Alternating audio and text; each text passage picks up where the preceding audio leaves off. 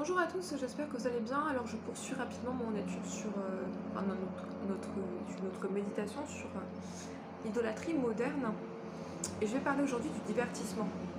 Alors le divertissement est à prendre vraiment avec beaucoup de parcimonie pour nous les chrétiens. On doit vraiment faire attention au divertissement.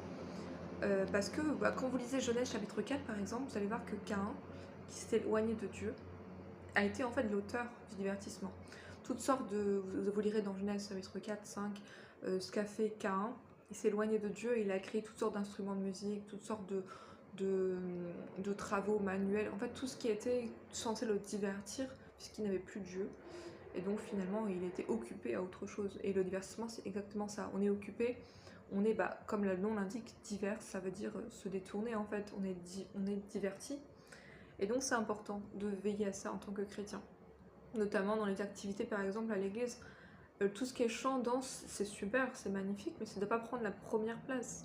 La première place, c'est la parole de Dieu et la prière, selon Acte 6, verset 4. Donc attention à ça, et aussi dans notre vie personnelle, évidemment. Attention à ne pas regarder trop de films, par exemple, ou trop de séries.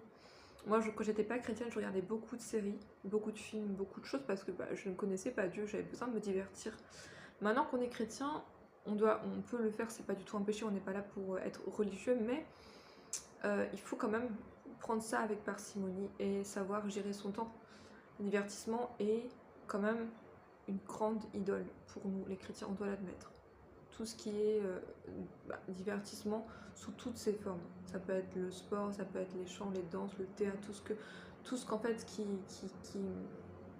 est là pour vous amuser, pour vous divertir, est à prendre avec attention. Donc c'est vraiment important. Évidemment, le divertissement est partout. Donc c'est pour ça que en tant que chrétien, on a aussi un combat tous les jours pour notre temps, notre énergie et notre attention. C'est parce que c'est vraiment facile d'être distrait. Le divertissement, c'est la distraction. Et parfois, on se laisse vraiment distraire. Des choses qui n'en valent pas la peine. Moi, je vous lis ça avec ça. Aujourd'hui, par exemple, il y a un dimanche, il y a quelques semaines de ça, j'ai voulu, alors que honnêtement, je regarde jamais de film. C'est plus quelque chose qui m'attire, mais j'ai voulu regarder un film chrétien. Et le film a duré 2 heures. Et j'étais quand même super déçue d'avoir donné 2 heures de mon temps pour ça. C'était pas un super film, ça valait pas forcément le coup. Alors qu'en 2 heures, on peut vraiment faire des grandes choses. On peut prier, on peut étudier la parole, on peut être productif dans son travail.